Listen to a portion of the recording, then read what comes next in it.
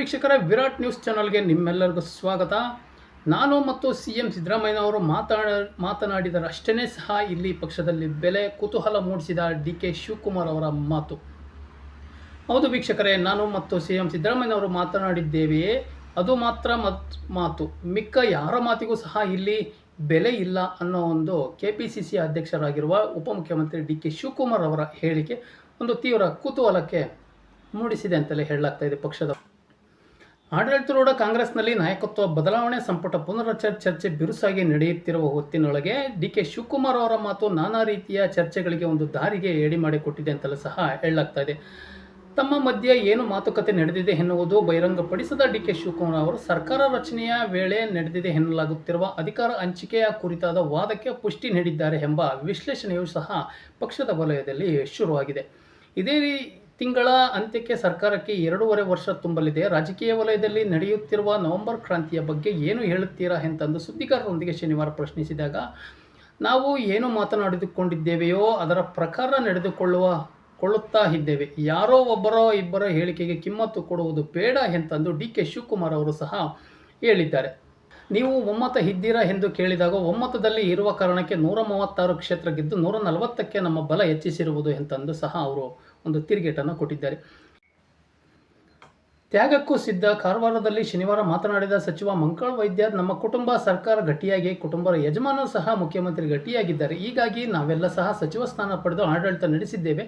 ಕುಟುಂಬದ ಒಳಿತಿಗಾಗಿ ಯಾವುದೇ ತ್ಯಾಗಕ್ಕೂ ಸಿದ್ಧ ಎಂತಂದು ಸಹ ಅವರು ತಿಳಿಸಿದ್ದಾರೆ.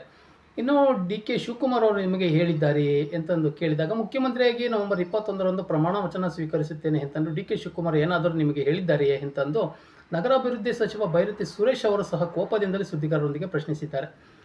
ಕೋಲಾರದಲ್ಲಿ ಮಾತನಾಡಿದ ಅವರು, ಮುಖ್ಯಮಂತ್ರಿ ಬದಲಾವಣೆ ಸುದ್ದಿ ಮಾಧ್ಯಮಗಳು ಸೃಷ್ಟಿಸಿದ್ದೇ ಹೊರತು ನಾವಲ್ಲ ಎಂತಂದು ಅವರು ಈ ಮೂಲಕ ತಿರುಗೇಟನ್ನು ಕೊಟ್ಟಿದ್ದಾರೆ. ಮುಖ್ಯಮಂತ್ರಿ ಬದಲಾವಣೆ ಆಗಲಿದ್ದಾರೆ ಎಂದೊಂದು ಯಾರೂ ಸಹ ಯಾವಾಗ ಹೇಳಿದ್ದಾರೆ? ಮಲ್ಲಿಕಾರ್ಜುನ ಖರ್ಗೆ, ರಾಹುಲ್ ಗಾಂಧಿ, KPCC ವೇಣುಗೋಪಾಲ್ ಏನಾದರೂ ಹೇಳಿದ್ದಾರೆಯೇ? ಯಾರಾದರೂ ದಿನಾಂಕ ನಿಗದಿಪಡಿಸಿದ್ದಾರೆಯೇ? ಈ ಸಂಬಂಧ ಏನಾದರೂ ದಾಖಲೆ ಇದೆಯೇ ಎಂತಂದು ಈ ಬಗ್ಗೆ ಪ್ರಶ್ನೆ ಕೇಳಿದ ಮಾಧ್ಯಮಗಳ ಪ್ರತಿನಿಧಿಗಳ ಮೇಲೆ ಹರಿಹಾಯ್ದಿದ್ದಾರೆ.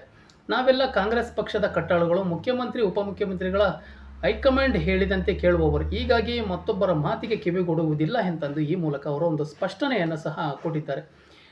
ಇನ್ನು DK ಶಿವಕುಮಾರ್ ಅವರು ಸಹ ಮುಖ್ಯಮಂತ್ರಿ ಆಗುವ ಅರ್ಹತೆ ಇದೆ ಎಂತಂದು ಉನ್ನತ ಶಿಕ್ಷಣ ಸಚಿವ ಡಾಕ್ಟರ್ MC ಸುಧಾಕರ್ ಅವರು ಅಭಿಪ್ರಾಯಪಟ್ಟಿದ್ದಾರೆ. ಚಿಕ್ಕಬಳ್ಳಾಪುರದಲ್ಲಿ ಮಾತನಾಡಿದ ಅವರು, ಮುಖ್ಯಮಂತ್ರಿ ಸಿದ್ದರಾಮಯ್ಯನವರು ಮತ್ತು DK ಶಿವಕುಮಾರ್ ಅವರು ಕಾಂಗ್ರೆಸ್ ಪಕ್ಷದ 2 ಕಣ್ಣುಗಳು, ಇಬ್ಬರು ಪಕ್ಷವನ್ನು ಸಹ ಅಧಿಕಾರಕ್ಕೆ ತಂದಿದ್ದಾರೆ ಎಂತಂದು ಈ ಸಂದರ್ಭದಲ್ಲಿ ಅವರು ತಿಳಿಸಿದ್ದಾರೆ. ರಾಜಕಾರಣದಲ್ಲಿ ಮುಖ್ಯಮಂತ್ರಿ ಪ್ರಧಾನಿ ಆಗುವ ಅವಕಾಶ ಬಂದರೆ ಯಾರೂ ಸಹ ಬೇಡ ಎನ್ನುವುದಿಲ್ಲ.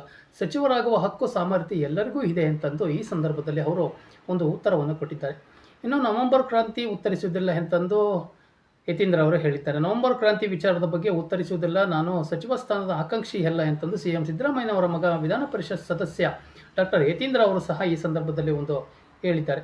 ಮೈಸೂರಿನಲ್ಲಿ ಶನಿವಾರ ಮಾತನಾಡಿದ ಅವರು, ಸಚಿವ ಸಂಪುಟ ಪುನರ್ರಚನೆ ವಿಚಾರವಾಗಿ ತಂದೆಯವರು ಈಗಾಗಲೇ ಹೇಳಿದ್ದಾರೆ. ಅವರು ಮುಖ್ಯಮಂತ್ರಿ ಆಗಿರುವವರೆಗೂ ನಾನು ಸಚಿವ ಸ್ಥಾನ ಕೇಳುವುದಿಲ್ಲ ಎಂತಂದು ಸಹ ಈ ಸಂದರ್ಭದಲ್ಲಿ ಒಂದು ಸ್ಪಷ್ಟಪಡಿಸಿದ್ದಾರೆ. ಇನ್ನು KJ ಜಾರ್ಜ್ ಕೆಲವು ಸಚಿವರು ಸಹ ಚರ್ಚೆ ಮಾಡಿ ಕೂಡಲೇ ಸರ್ಕಾರದ ಬದಲಾವಣೆ ಆಗುವುದಿಲ್ಲ, ಮುಖ್ಯಮಂತ್ರಿ ಬದಲಾವಣೆ ಬಗ್ಗೆ ಚರ್ಚಿಸದಂತೆ ಎಲ್ಲರೂ ಸಹ ಹೈಕಮಾಂಡ್ ಸೂಚನೆ ನೀಡಿದೆ ಅಂತ ನಾನಂತೂ ಈವರೆಗೆ ಎಲ್ಲೂ ಸಹ ಚರ್ಚೆ ಮಾಡಿಲ್ಲ.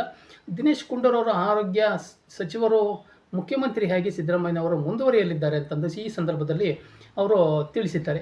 ಹಾಗಾಗಿ DK ಶಿವಕುಮಾರ್ ಅವರ ಒಂದು ಮುಖ್ಯಮಂತ್ರಿ ಕನಸಿಗೆ ಯಾವ ರೀತಿಯ ಒಂದು ಭರವಸೆ ಹೈಕಮಾಂಡಿಂದ ಸಿಗುತ್ತೆ, ಮುಖ್ಯಮಂತ್ರಿ ಆಗ್ತಾರ DK ಶಿವಕುಮಾರ್ ಅವರು ಅನ್ನೋದು ನಾವೆಲ್ಲರೂ ಕಾದು ನೋಡಬೇಕಾಗಿದೆ. ವೀಕ್ಷಕರೇ, ನಮ್ಮ ಮಾಹಿತಿ ನಿಮಗೆ ಇಷ್ಟ ಆಗಿದ್ದರೆ ದಯವಿಟ್ಟು ನನ್ನ ಚಾನಲ್ನ ಸಬ್ಸ್ಕ್ರೈಬ್ ಮಾಡಿ ಮತ್ತು ಬೆಲ್ ಬಟನ್ ಮೇಲೆ ಕ್ಲಿಕ್ ಮಾಡಿ. ಧನ್ಯವಾದಗಳು.